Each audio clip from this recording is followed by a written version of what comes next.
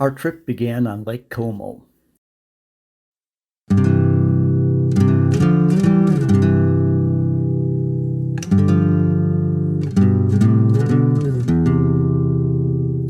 Como Cathedral was built beginning in 1396, but the dome wasn't completed until 1740. Inside are 16th century tapestries. Many of us took the funicular to Brunate, high above Lake Como.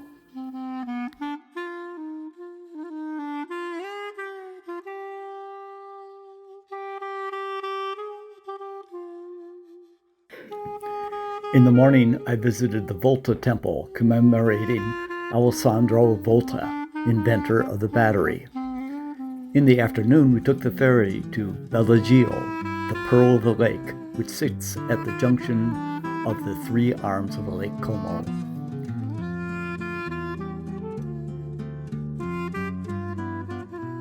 Kat, our guide, took us on the choo-choo train to explore the town.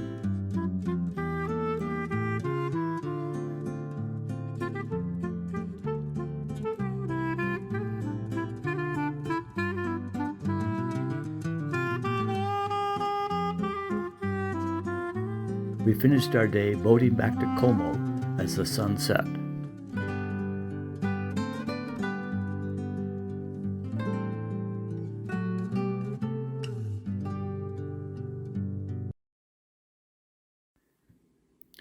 Next day we visited Bergamo, entering through the western gate.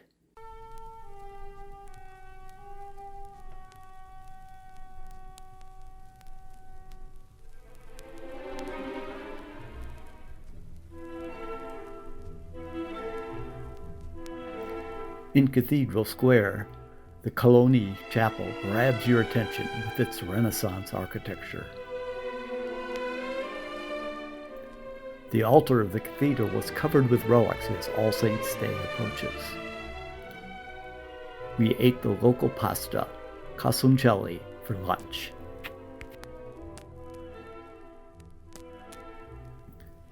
Piazza Bra is the central square of Verona.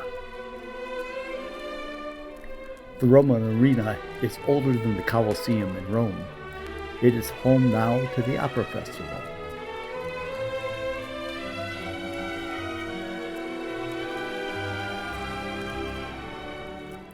The market square has the Gardello Tower and Palazzo Maffei on one side, and the City Hall and Lamberti Tower on the other.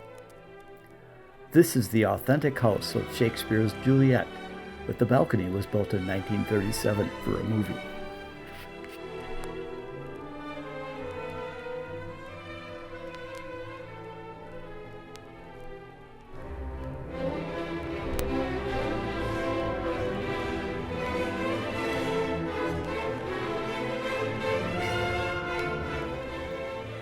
Piedro Fortress was built as barracks for the Austrian soldiers. Below is Ponta Pietra. The white stones are the original from Roman times.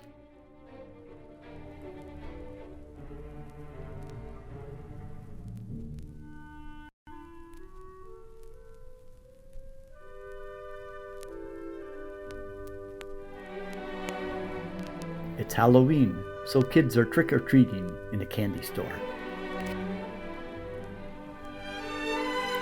Bassano Del Grappa is known as the city of the Alpine soldiers.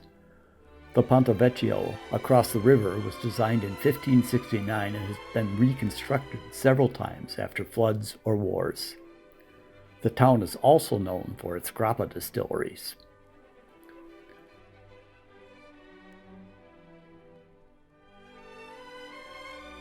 Then we headed to Venice. Our group of 11 required 2 water taxis.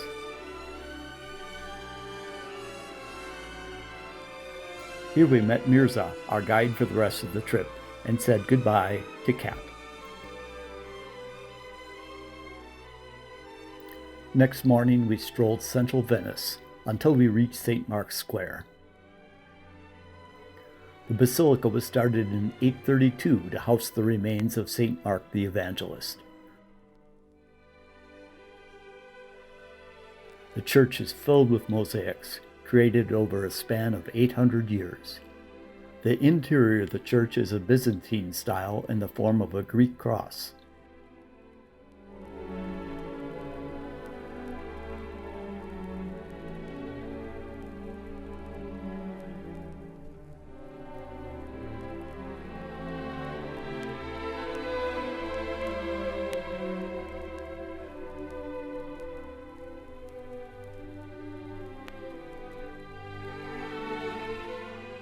In the afternoon, I walked to Santa Maria Glorios of the Friars. The Assumption by Titian takes your breath away, with a 13th century cross nearby, and then Donatello's John the Baptist.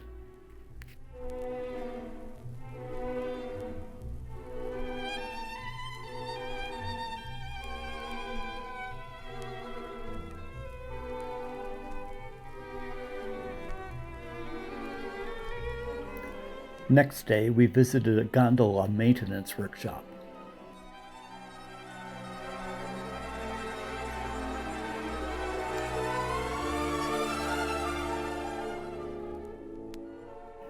Then a gondola forcula artisan.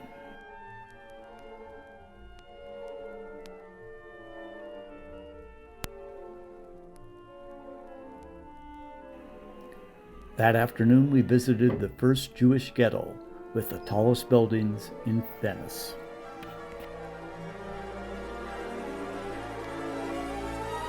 We started the next morning with a gondola cruise.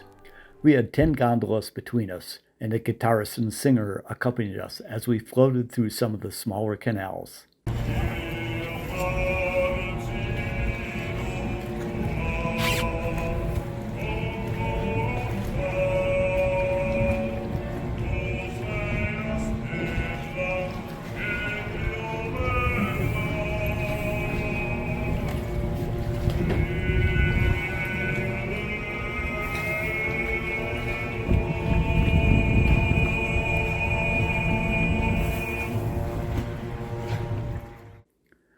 We learned about the Mosè project, 78 gates which can be raised to protect the Venice lagoon from floods, like this one in 1966.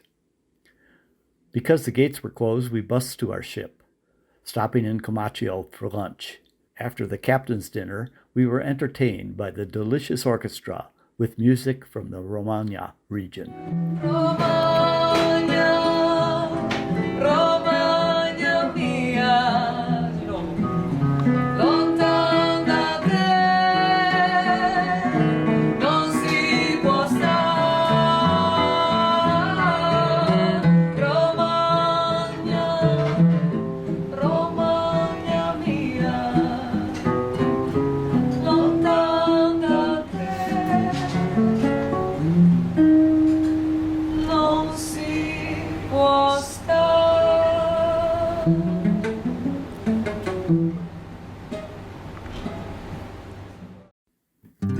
In Ravenna, we started at the 5th century Mausoleum di Galla Pacia. It is covered with mosaics like these depicting St. Lawrence and the Good Shepherd. Nearby is the 6th century Basilica di San Vitale.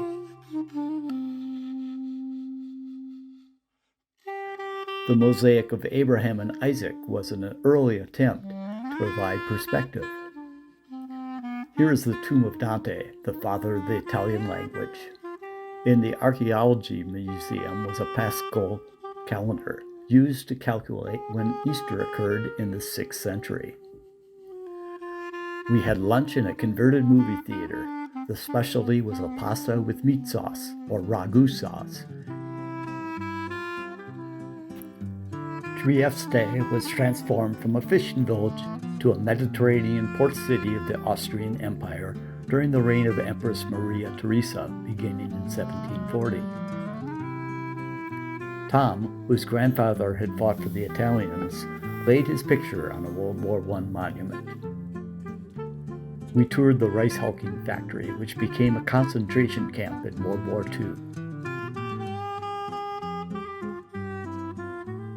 I found Trieste's Grand Canal and joined our group for fancy coffees.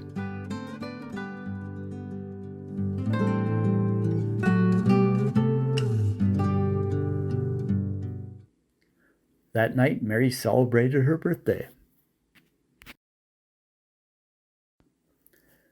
We sailed to Piran, Slovenia.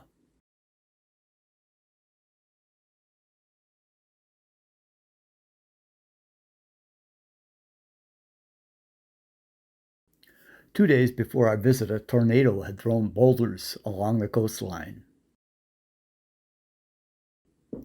This is the birthplace of Giuseppe Tartini, a 17th century violinist and composer of over 200 pieces.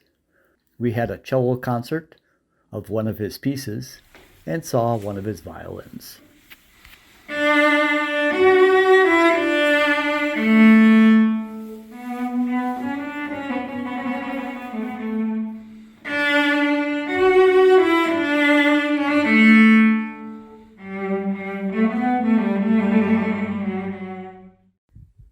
Then we took the bus to have lunch and wine tasting at the Croatia winery in Croatia.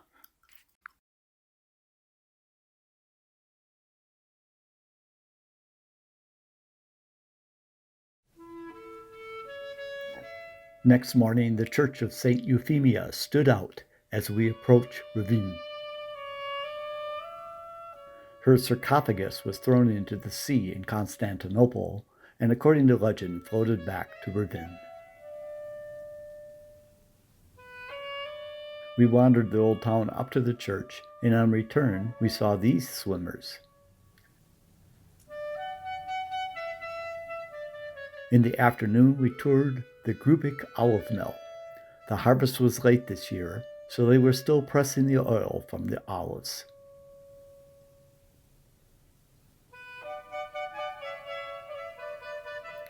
We then walked the village of Bellagio to see the Holy Spirit Church and a 6th century castle. Here's where Christina and Milo hosted dinner for us, with 3 kinds of pasta, followed by this chicken and pork dish. Our day in the life was spent at the Ograde family farm.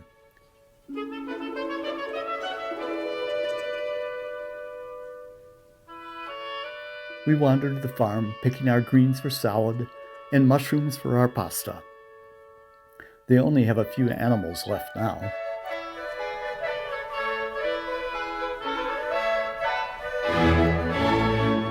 Then we made our own pasta, rolling the dough on a stick, and then shaped a sweet dough for dessert.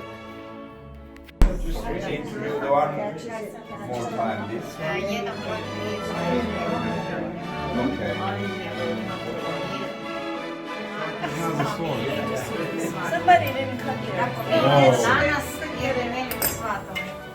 Okay, so just so you know, this.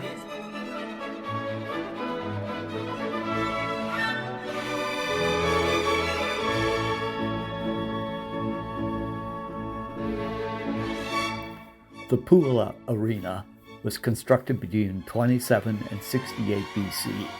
It was the 4th largest in the Roman Empire, seating 23,000, and over 85% of its outer walls are preserved.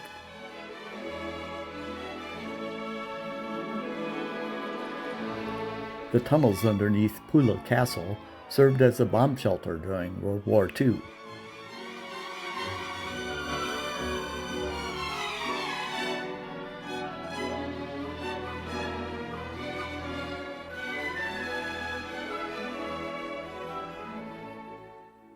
The Forum Square had 5 temples, but only the temples of Augustus and Diana remain. After dinner, we had a concert with an Istrian bagpipe and a horn called a sopli. The sound is unique.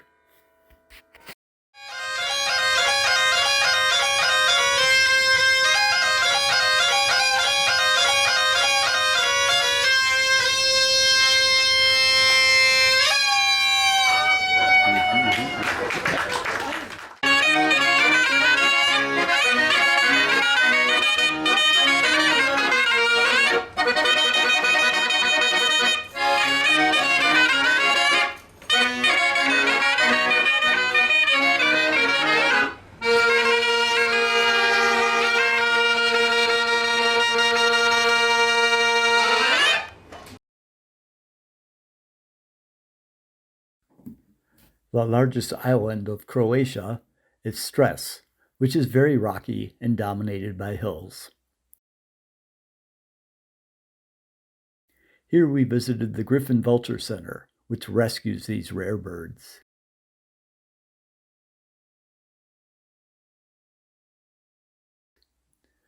We returned in the afternoon to walk the beach and stopped for the local cookies and wine.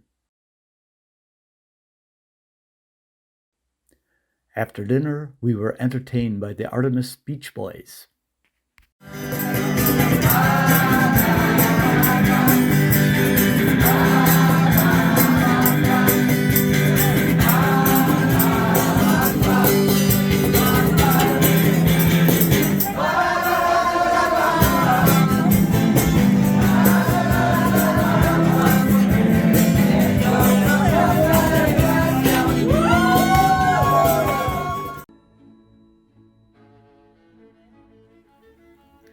In Rijeka, we visited the marketplace.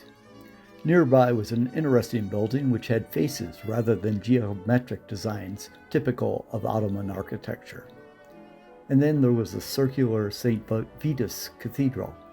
The best part of the day was our history and cooking class. We learned how to cook a shrimp pasta dish. We had lots of wine to drink while we cooked. Let's check. Oh, it looks good. These smartphones I see should be able to check Check it out to make sure we got it right. Thank you, Rush. What do you think, John? Perfection.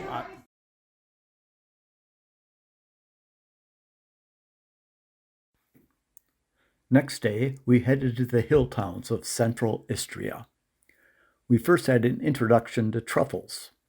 Our truffle hunter brought 2 of his trained dogs to find truffles we had hidden in the woods.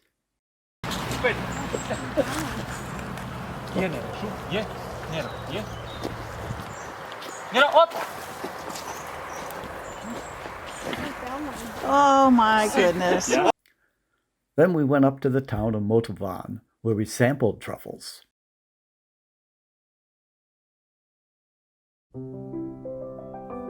Children were playing in the main square.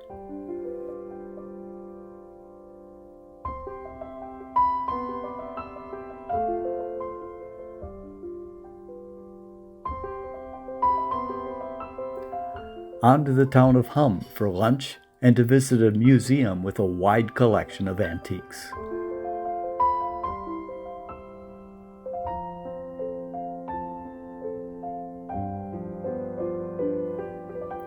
That night, we had to say goodbye to our fabulous crew.